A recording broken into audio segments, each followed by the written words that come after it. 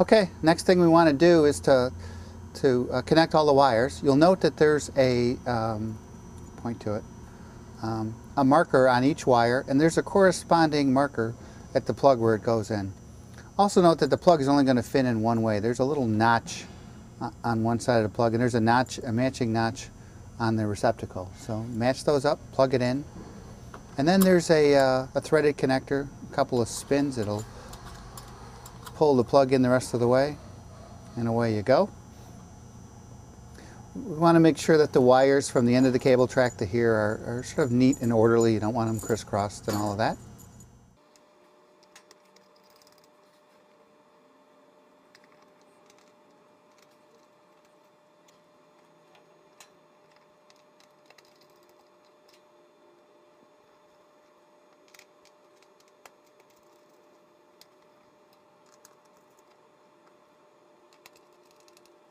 Okay, nothing else to it. Make sure that the marker on the plug matches the marker on the receptacle, and we're finished. Okay, connect the two coolant hoses to the coolant tank. It makes no difference which hose goes where, so there's probably a bit of extra length, so start by measuring the length. Just you want to make sure that it's about the right spot there, and go ahead and cut that to length. And then it's a press fitting. You'll just press that hose into the connector. There. Okay. Get the other hose. Same thing, we're going to sort of measure it for length.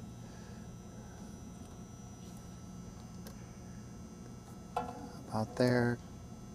Cut it to length. And push it into the connector. Okay, and then last thing, we want to plug the power in for the pump into the appropriate connector on the electrical cabinet.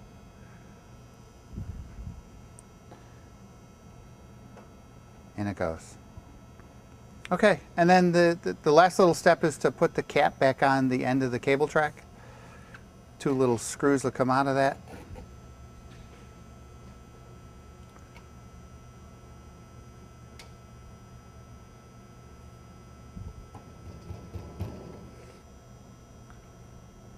One, two. All right, that completes the assembly. Okay, next thing is we want to fill the coolant tank up with a mixture of water and antifreeze. Have the antifreeze. I'm going to use a section of the pipe that we trimmed off from the coolant lines to start a siphon. I'll siphon it from this bottle down into the tank. Start a siphon, I'm just going to put this hose all the way down so it's submerged. Put my finger over the end, pull the hose out. Put it down, check to make sure I have some fluid coming through. Perfect. Okay, when I get almost to the bottom of this bottle, I'll fill it with water and just keep draining it. I'm trying for about 4 gallons, 1 gallon of antifreeze and 3 gallons of water. So this process is going to take a few minutes. When we're all done, we'll put the cap, which is a screw, back into my fill hole here, and we're done. Make sure, of course, before you start that you put the plug in the bottom.